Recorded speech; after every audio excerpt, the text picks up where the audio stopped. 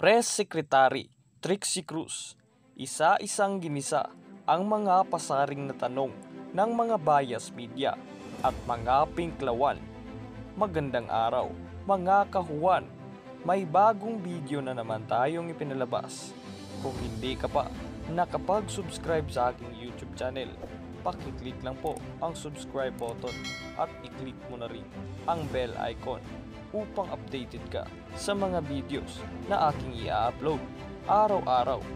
Thank you po mga kahuwan!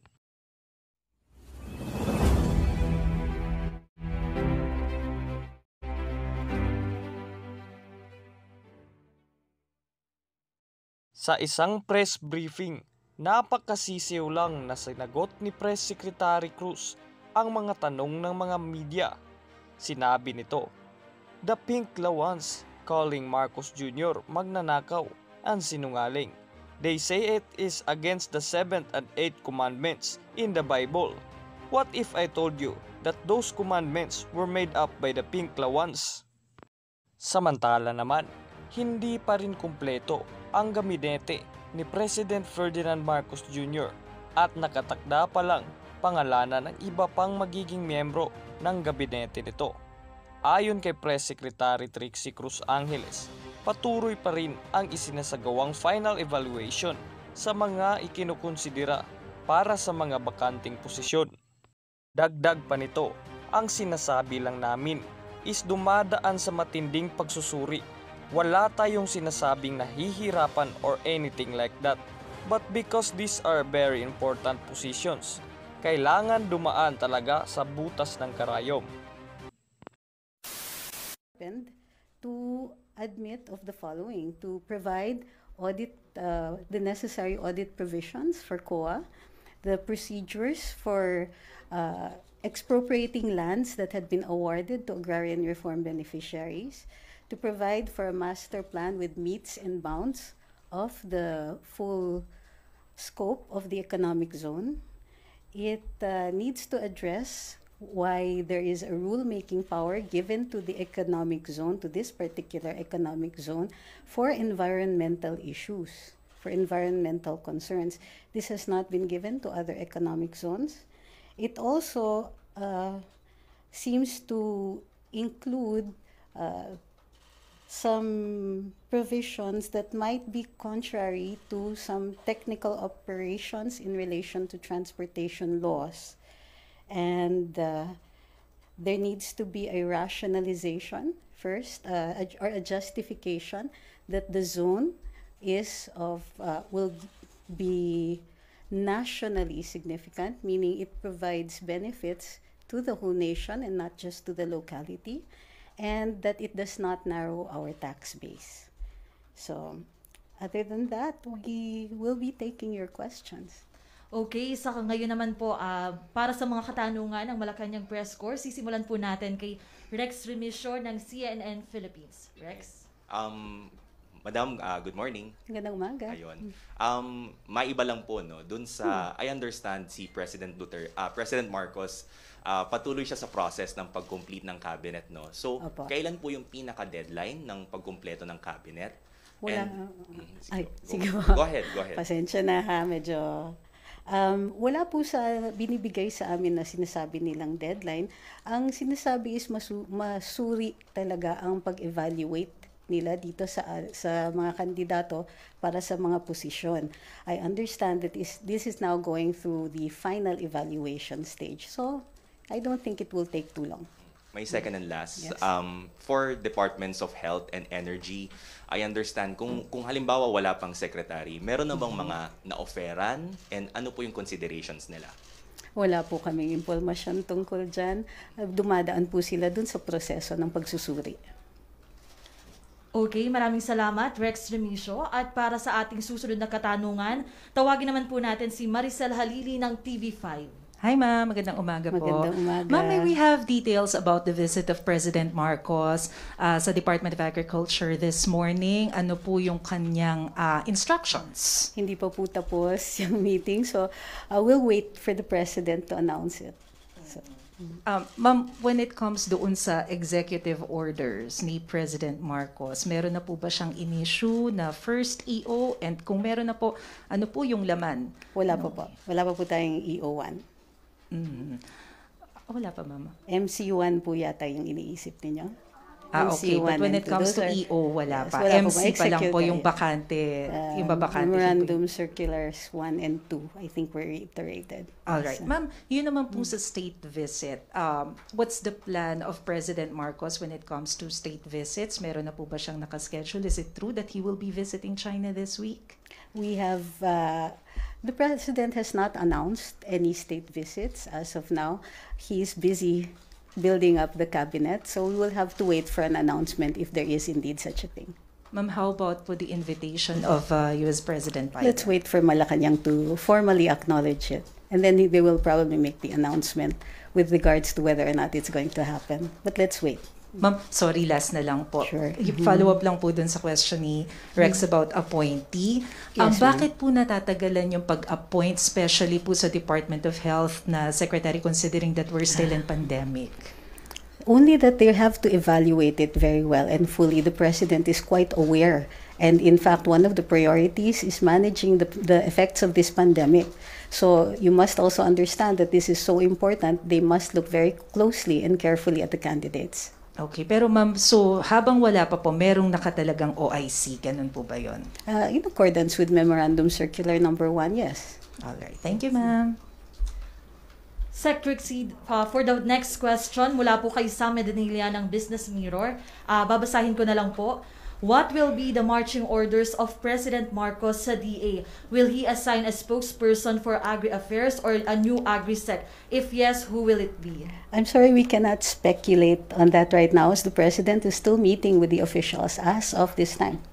Okay, next question from Sam Medinilla, ma'am. Is President Marcos now considering any government austerity measure or revenue-generating policy to help address the country's debts? If yes, what are these measures? It's the economic team who is drawing up these plans and the policy proposals in accordance with the directive of the President. We'll wait for the economic team to make the announcement. And ma'am, last question po ni Sam Medinilla. When will President Marcos hold his first cabinet meeting? What are the expected issues to be discussed in the said meeting? Well, it will be in accordance. Well, we have no official announcement yet as to when the first cabinet meeting is going to be held, but the secretaries are given the opportunity, those who have already been appointed, to make the assessment. So these will all be taken into consideration. Okay, for our next question, ma'am, ito naman po si Ivan Mayrina of GMA. Good morning, Secretary. Hi, Ivan. Good morning. On House Bill 7575, Senator Amy Marcos expressed disappointment and concern over the possible chilling effect on domestic and foreign investors of said veto. What does the palace have to say about this? Well, the palace merely says that the law has to be sharpened. We have to make anticipations of possible constitutional challenges on this one. It will cause further delays if the law is challenged and invalidated. So this is the best way to address the problems, the innate problems of the House bill, and it gives an opportunity for the legislature to make those corrections. So we understand their feelings of disappointment, but this is the stand of the President. Let's fix this now, so that we don't wait for it to be challenged later on. But should the deficiencies be addressed, do we have the President's commitment that he will sign it into law? I don't think it's a fair question to ask the President to commit. He does say he is fully supportive of this. And so, in fact, it is his commitment to sharpen the law so that when this is indeed passed, then he can fully support it. Understood. Salamat po doon. On the urgency and the gravity of the food crisis, ano ho ang mga urgent measures na ipapatupad ni Pangulong Marcos sa DA, him being also the head of the agency? And let's wait for him to make that announcement. He's still meeting with them right now. So it would be unfair to make plans if you don't have a reality check yet on the ground. So let's wait for that. Thank you. Thank you very much. Thank you, Ivan. Thank you, ma'am. Ang next naman pong magtatanong ay si Eden Santos ng Net25. Ayan. Good morning po, Attorney. Magandang umaga. Since nasagot nyo naman po yung sa HB 7575, doon na po ako sa pangalawang tanong ko. Yung preparations po para sa nalalapit na SONA at saka po yung sa budget kasi alam natin na ilang linggo na lang po yung mabilis po yung mga araw, so ilang linggo na lang kasunod po ng SONA yung pagpasa po ng budget sa Kongreso.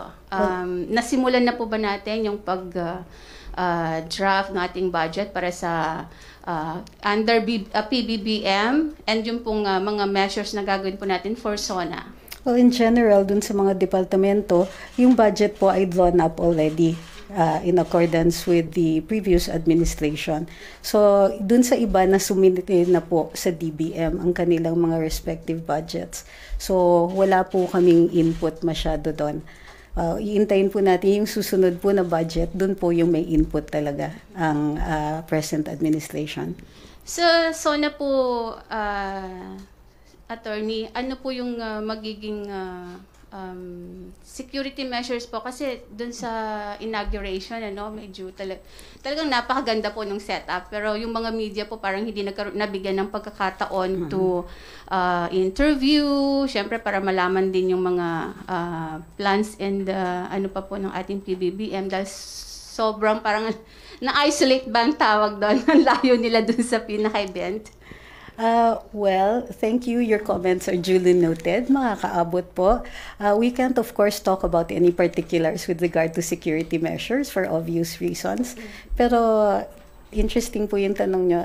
We'll get back to you on that one. It's good input.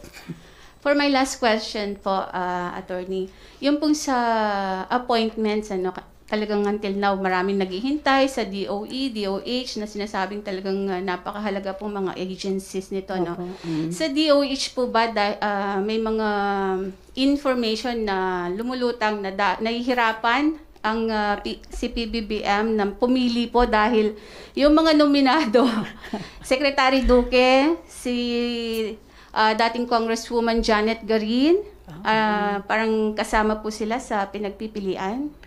Well, ang sinasabi lang namin is dumadaan sa matinding pagsusuri. Wala tayong sinasabing nahihirapan or anything like that. But because these are important, precisely because these are very important positions, kailangan dumaan talaga sa butas ng karayom. Wala naman pong political pressure or mga parties na involved. Well, we will rely on the President's wisdom to choose the best people for the job. Thank you po. Maraming salamat, Eden. At next naman po nating magtatanong ay si Pia Gutierrez ng ABS-CBN. Hi, ma'am. Good afternoon. Ma'am, how is the President settling in with his new position? Could you tell us how the first few days of the presidency went? How is he settling in? Medyo mahirap yung tanong na yun. So far, he is upbeat. That's the observation that we have made. He's very encouraging. He attended today's flag ceremony, of course, as required. And he has been, how do you call this? Well, what I can say is that he's always well received. So when he attended flag, medyo nakaka-excite din to be, for the people who are working with him. So far, that's what we can observe. Alright, ma'am. Ma'am, meron na po ba tayong balita on the living arrangements of the first family? Oh, for security reasons, we cannot really divulge that yet. We'll wait for the final announcement. We'll wait for them. Nabanggit din po ni Ambassador Romualdez that the President has received an invitation from U.S. President Biden to visit the United States. Will the President accept this invitation? Let's wait for Malacanang to make the formal acknowledgement of the invitation. That's how it goes. Last na lang, ma'am. Ma'am, I know that there has been a previous statement, but could you give us details about how the inaugural dinner went? Kasi wala pa pong mga nabigay na mga details, no? And also the celebration of former First Lady Imelda Marcos last Saturday. We cannot comment on the second one, especially since I wasn't there. Well, I cannot comment on the second one. On the first one, the inaugural dinner went very well. It was well attended. It was a happy occasion for everybody who was there. And that's pretty much it. I think the other details have already reached the press. The dinner was solemn. Well, the whole inaugural was solemn, simple, and traditional. So aside from the how do you call this? The usual. I'm trying to find the right adjective for this one. It was generally a joyful but simple and traditional occasion. So that's the best way I can describe it right now. I remember si President Duterte before had a policy on social events in Malacanang, like dapat daw yung sa kanya yung policy niya na one rice, one viand, one soup, and he tried to siguro to follow that. Pero what will be the policy of Malacanang pagdating po dito sa mga social events? Kasi I'm asking this kasi over the weekend may mga kumalat po ng mga videos, mga pictures on the celebration of the former First Lady, and then understandably there have been concerns that there will be lavish parties again in Malacanang. We acknowledge those concerns. There's no policy yet in place, and that's all that we can really say about it. It was a family affair, and so I don't know if a policy will be born out of this one, but we certainly will note that observation. Thank you very much, ma'am. Ma'am, may isang follow-up lang pong question si Katrina Domingo of ABS-CBN News Online. Good morning, Secretary. Secretary, may we know how much was spent for the inauguration of the President? I'll wait for the final figures. We don't really have it yet right now. Ma'am, just another follow-up question. The President earlier said that he will not be appointing a spokesperson, and that because he'd rather face the media himself. May we know how often we get to speak with the President and ask him questions directly? That will be up to him. I think it will be in relation to whether there is a pressing issue that he would like to bring to the media directly. So that it will be on those occasions. We cannot say that if it's going to be a monthly thing or anything with that kind of regularity. It will really depend on the situation. Thank you. You're welcome. Okay, thank you, Katrina. Ang susunod po nating magtatanong ay si Evelyn Quiros ng Filipino Mirror. At ang susunod naman po sa kanya ay si Creseline Catarong ng SMNI News. Yes, good morning po, Secretary Creseline Catarong from SMNI News. Inirekomenda po ng DOH na ituloy-tuloy po yung umiiral ng COVID-19 alert level system po. Ano po yung tugon ng Malacanang dito? Well, status quo tayo ngayon. So, yun lang po yung tugon natin. We just continue with the current operational setup, and then we will see what the recommendation of the new DOH Secretary will be. Yung sa panawagan po, Secretary, yung na-retain po yung IATF EID. Yung IATF po. Yes po. Ano po ano po yung plano ng Marcos administration patungkol po sa dito po sa IATF EID? May panawagan po na i-retain po ito. Sa ngayon kasi, what we're doing is everything is status quo. So we will also have to wait for the next Secretary of Health to make a policy recommendation on that. Attorney, ano po yung napag-usapan sa naging pulong po kamakailan ni na Pangulong Marcos po at ng Chinese Vice President po? We're waiting for the announcement from Malacanang, right? Mostly it was a congratulatory meeting. So that was the occasion of the inaugural. Beyond that, we will have to wait for additional information that the President will possibly convey. Thank you po. Thank you, Creseline. Ang susunod naman pong magtatanong ay si Rose Navenario ng Hataw.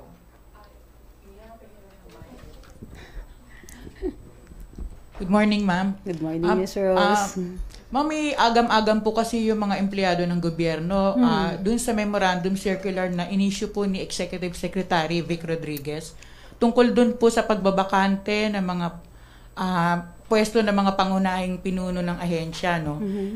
Yung po ba mga designated OIC or acting, meron po ba silang legal personality para pumirma sa mga transaksyon ng gobyerno? Particular po yung payroll po ng mga empleyado kasi alam naman natin kailangan nila sumweldo, di ba? Baka raw po kasi maging kosong delay ng kanilang sweldo kung wala pong legal personality yung designated yung opisyal para pumirma po din sa mga payroll nila. The general rule kasi nga is that the OIC can sign on the day-to-day functions of an agency. So I don't think na magkakaroon ng problema dito sa what we call the transition period. So Kasama po ba yun sa sa assurance nyo na wala pong magiging problema sa Commission on Audit?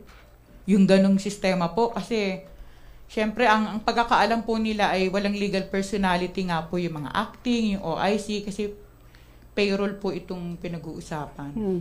Well, in accordance with MC1, this will be legal because there is a directive.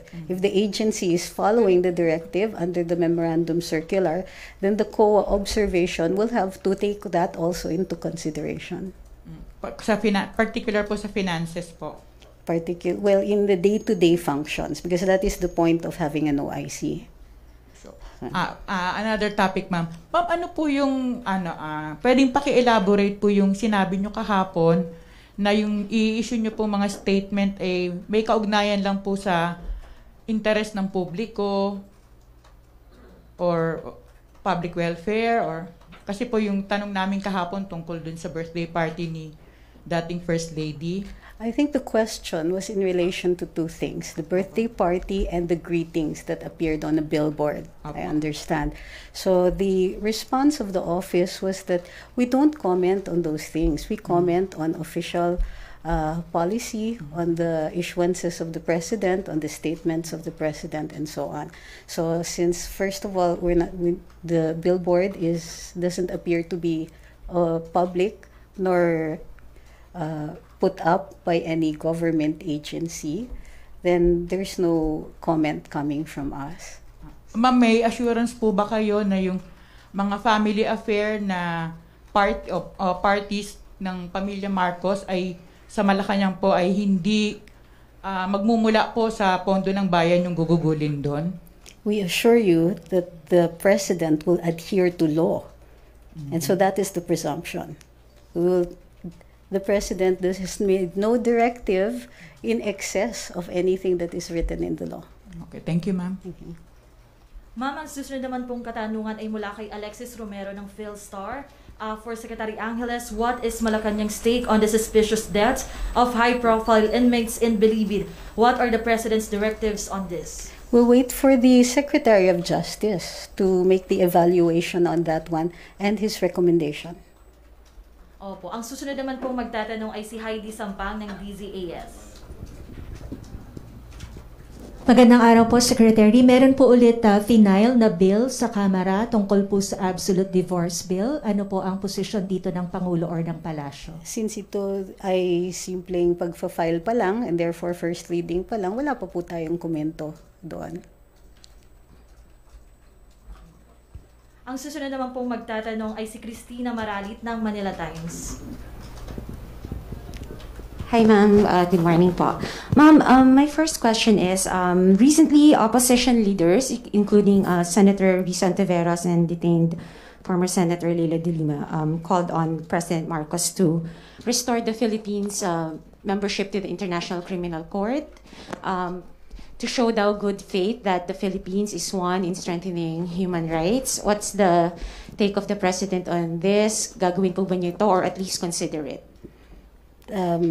Those comments, as in any comment that is in the exercise of the freedom of speech, are also duly noted. But we'll wait for the formal policy to be articulated by the President. Okay, ma'am. Second question and follow-up. In relation to that po, an alliance of lawyers and legal practitioners and students are also calling for a review of the war against illegal drugs initiated by the previous administration. What is the President's stand on this? We will have to articulate that later on when we have a directive from the President. Thank you, ma'am. Ang susunod naman pong magtatanong, ma'am, ay si Celerina Monte ng NHK. Good morning, ma'am. I just want to follow up and rephrase some of the questions raised earlier regarding the supposed president's visits abroad. So far, which country or among the heads of state, sino na po yung nag-invite kay PBBM, and if ever could the President would have his first state or official visit, and when could it take place? Most of that is speculation. We will have to wait first for the acknowledgement, the formal acknowledgement of these invitations, because these are state matters, state functions. We wait for the formal acknowledgement, and then the President will indicate whether or not he's accepting the invitation. So the rest, everything is speculative. Okay, since I can't answer fully on that particular questions, I just want to follow up on the bill that the President vetoed regarding the creation of this Bulacan Economic Zone, Airport Economic Zone. Since you have mentioned that the President is supporting that, will he certify it as an urgent bill? There's no indication of such certification, but the importance is evident in the explanation of the veto, that he merely wants these things to be sharpened. An approval of this law might result in a delay of its implementation because it might be challenged. So that's how important it is for him that a law is more finely crafted in relation to those matters that he has raised. So that is how he articulates the importance of this bill. Another follow-up on the budget, you also mentioned that the previous administration already prepared the budget for this year. So is there any plan by the current administration to seek for a supplemental budget from Congress to finance the priority projects and programs of the current administration? That will depend on each of the departments. The priorities will depend on which departments are implementing them. So we will have to wait for that. They have to assess that. Thank you. Secretary, ang susunod naman pong katanungan ay mula kay Vance Fernandez from DZRJ and Police Files Tonight. The West Philippine Sea dispute is still as relevant as ever, even to the new PBBM's administration. So in recent days, has the President given any thought or issued any orders on the Philippines' stance towards the dispute in the WPS or towards China as a whole in relation to the dispute? Can we expect any diplomatic developments as per the President's orders or any form of directives that may bring the Philippines in a diplomatic shift on how we approach the dispute with China? The President's stand has always been clear, but we will have to wait for the policy to be recommended by the new Secretary of Foreign Affairs and for the President to articulate later on. Maraming salamat, Secretary Trixie. Any closing statement for the Malacanang Press Corps? It's always a pleasure to see you guys. Many of you I already know. Some of you have covered me before.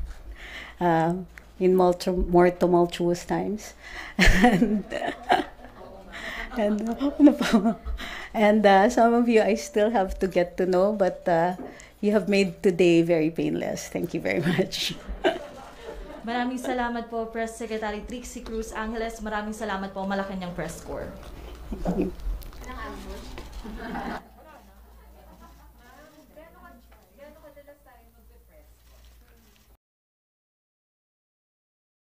Ayun na nga, mga kahuwan, sa inyong palagay, ano ang inyong reaksyon at komento sa bidyong inyong napanood?